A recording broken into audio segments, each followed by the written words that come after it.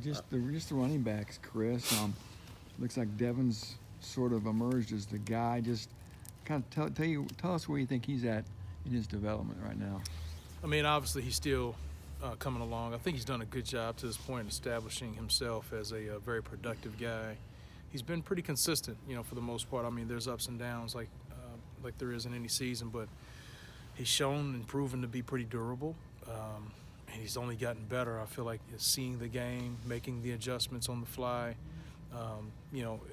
Didn't get in the end zone this past week, but still like where he is. I mean, that was a tough team we played, and that's a really good defense, and we've got another challenge this week. But really like where he is as well as the rest of the unit. I think as a whole, I think we've bought into our roles, and I really like where this unit is right now. What did it mean to have Dylan back and have some more depth there? Means a lot. I mean, he and Maccabee doing a great job, as well as Kobe. Kobe did a great job while Dylan was out, and Dylan is a guy who's played a lot of football. He's seen a lot of pictures, so it's always exciting to get an experienced guy back in the room, and I think he's moving well and getting back healthy and everything. So it's a really good situation right there with those three kids. From a running standpoint, when you look at Illinois' defense, I mean, their numbers are pretty impressive, probably more impressive than the last two teams that you faced. What do you guys need to do to penetrate that and generate some yards on the ground? There's no doubt. I mean, this team is a formidable opponent, number one defense in America.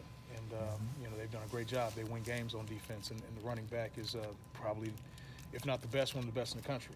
So we've got a tremendous challenge ahead of us, but we can't so much focus on them. It's about us and us executing our assignments, taking care of the football. We've got to do a great job in that department.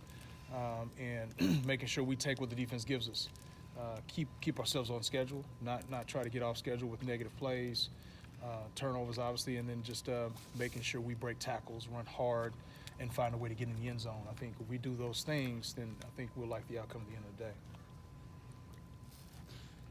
How many more jumps can Devin Maccabee make during this season? I mean, obviously made these huge jumps to get into the position to play in the first place, but how much more improvement could we expect to see as the season goes on? I think a lot. He and I had a conversation earlier about him staying hungry and always raising the bar to elevate his level of play and challenging himself to new heights, new challenges. And I think he's up for the challenge. He's kind of wired that way. He was raised that way. He's a worker bee, and all he knows is to bring his hard hat and his lunch pail every day and go to work and try to be better today than he was yesterday.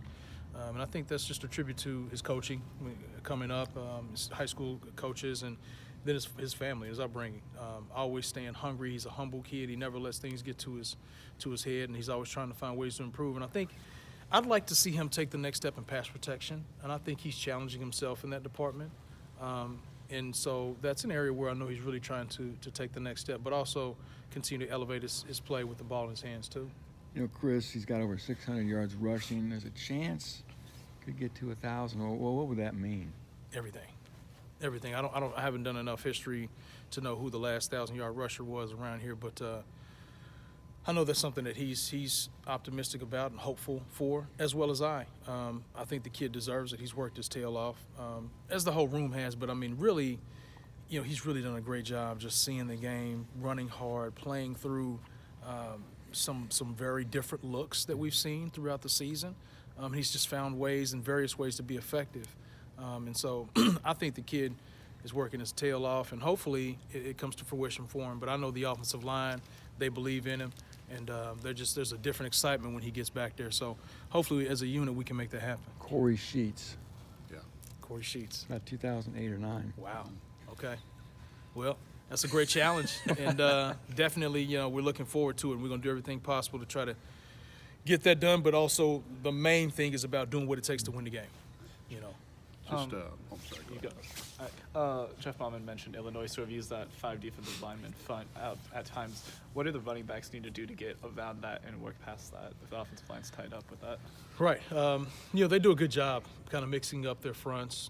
They move quite a bit, and they pressure. So that presents challenges for any offense, in protection and in the running game, making sure our tracks are right and making sure we're disciplined with our eyes, and make sure that they pay, when they do blitz and things like that. Maybe a guy gets out of gap or things like that. We just got to make sure we're on point and we're sound and we're attentive to details. And I think that we can gain some yards. I mean, it's not going to be easy by any stretch of the imagination, but we've got to really make sure we're tied in with the O-line, seeing the adjustment calls, making sure our tracks are on our discipline, and making sure we're playing with good eye discipline when we see movement and blitzes and things like that. And I think that there are opportunities, and those young men have been working hard, and I think they're ready for it. Just the step that the overall running game took this year, because you've had some lean years. You've had good backs, but just not the yardage, and a lot of that's based on play calling and all that kind of stuff. But just the step that this group has taken, and now as you look to build on this, as you get through the rest of the season and into next year. I mean, it's been a pleasant surprise. You know, we've had, you know, some guys have kind of carried over, but we've had some new guys, Devin Mockabee, Dylan Downing.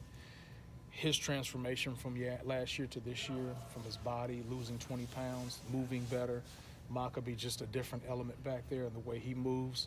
It's been like you said, it's been a missing element for us, and it's something that I've really tried to dive into in the offseason and evaluate the position and how it's moving.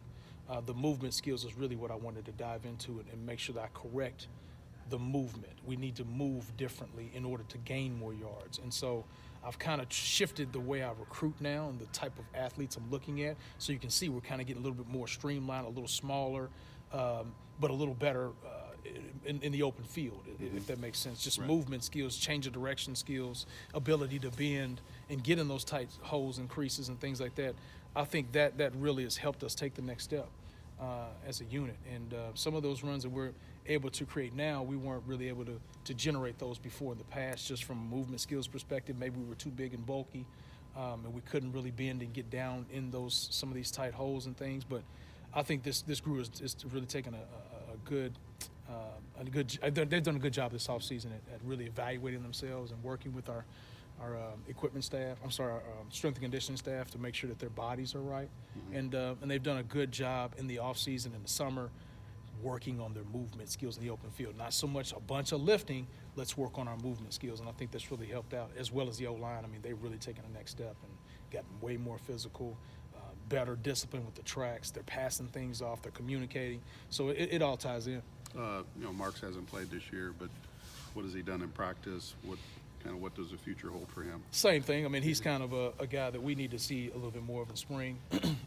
He's had an injury. He's been out for a little bit, but we'll see him a lot in the spring ball and see where he is. But I like his movement skills from what I saw from him early on.